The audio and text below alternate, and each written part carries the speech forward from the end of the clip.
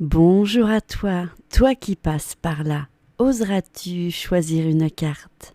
Je te laisse choisir entre la carte numéro 1, le fantôme, carte numéro 2, la citrouille, carte numéro 3, l'araignée. Je te laisse réfléchir, choisis bien.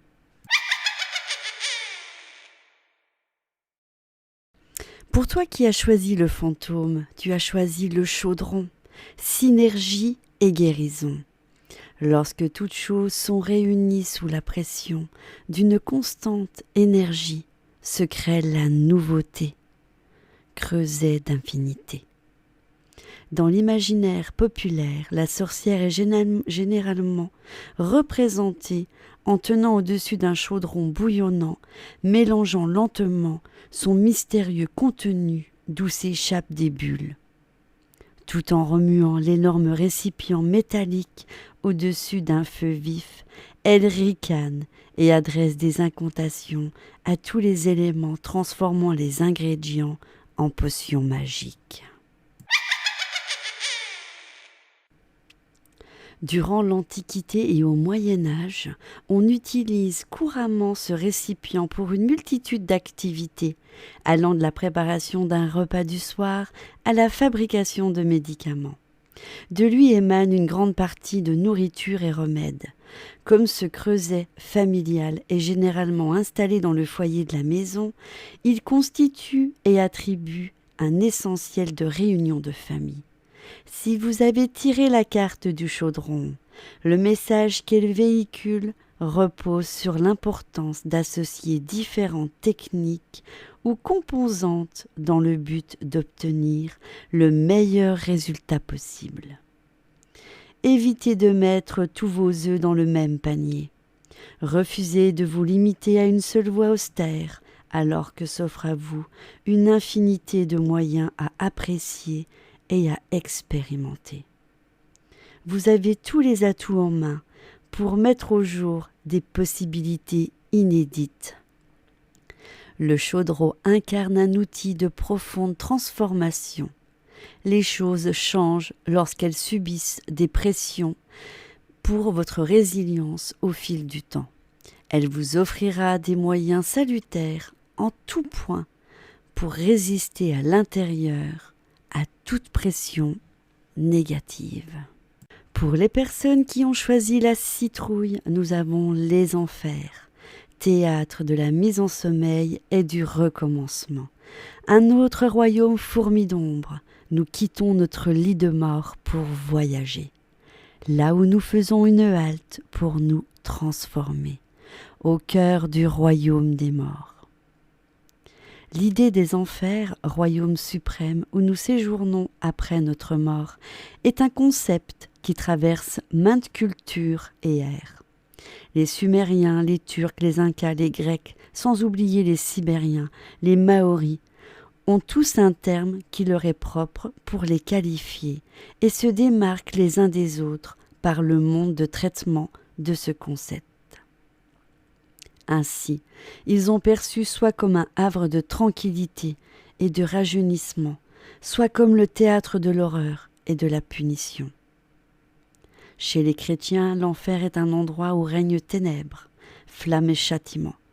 Pour les Égyptiens, il incarne le lieu de jugement, de la paix et du renouvellement.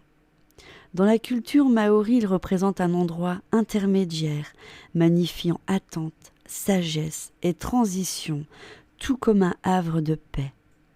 De nombreux mythes y font allusion et intègrent souvent le concept de lieu d'attente, de procès et finalement de jugement, mais également de joie et de paix. Si la carte des enfers se présente dans votre tirage, il vous est demandé d'examiner avec précision les mesures à prendre afin de transformer votre vie en acte à même de vous faciliter l'existence ou qui vous ressemble davantage. Cette mutation implique de changer de cap, mais peut traduire et induire un procès et des épreuves. Continuez d'avancer. Si tout s'effondre autour de vous et que votre existence vous semble dénuée de sens, sachez que c'est temporaire. Un espace inédit est mis à votre disposition pour remplir votre vie de nouveautés.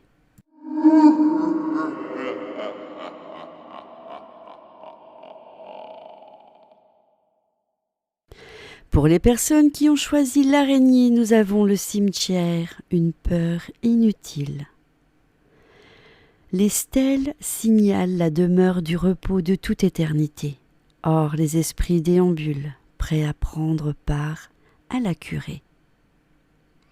Les cimetières modernes actuels sont des havres de paix, généralement très bien entretenus et aménagés.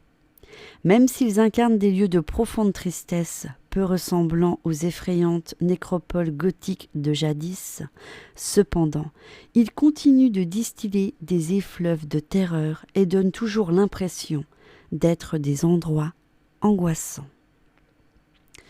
En raison de l'infinité des récits de cimetières hantés, nombre d'entre nous sont submergés par la peur, à l'idée même d'y déambuler. Ainsi, nous nous imaginons que des zombies et que des fantômes vont se lever de leur tombe et que les esprits maléfiques tapis dans l'ombre nous attendent pour faire du mal au premier être vivant confiant qui se promène à leur côté. L'idée de se trouver dans un cimetière à la nuit tombée ou pire, à minuit, nourrit tous les défis et cauchemars.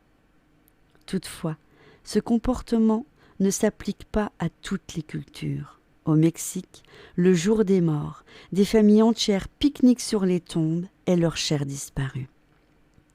Les enfants en font leur terrain de jeu, on joue de la musique, on boit du vin, et tout le monde partage la nourriture en compagnie des défunts. Les poussières de cimetière entrent dans la composition de sorts de protection, mais ne sont pas utilisées dans le cadre de malédiction. Si vous avez tiré cette carte, sachez que vous n'avez rien à craindre. Les choses ne sont pas ce qu'elles paraissent et vous serez en mesure de surmonter les obstacles. Avant qu'elles ne vous hantent pour l'éternité, vos anxiétés, quoique réelles, devront être mises de côté. N'ayez aucun doute sur votre capacité à les maîtriser et sur la pertinence de vos décisions en la matière. Voilà, le tirage est à présent terminé. Je vous souhaite une excellente soirée. Bisous, bisous.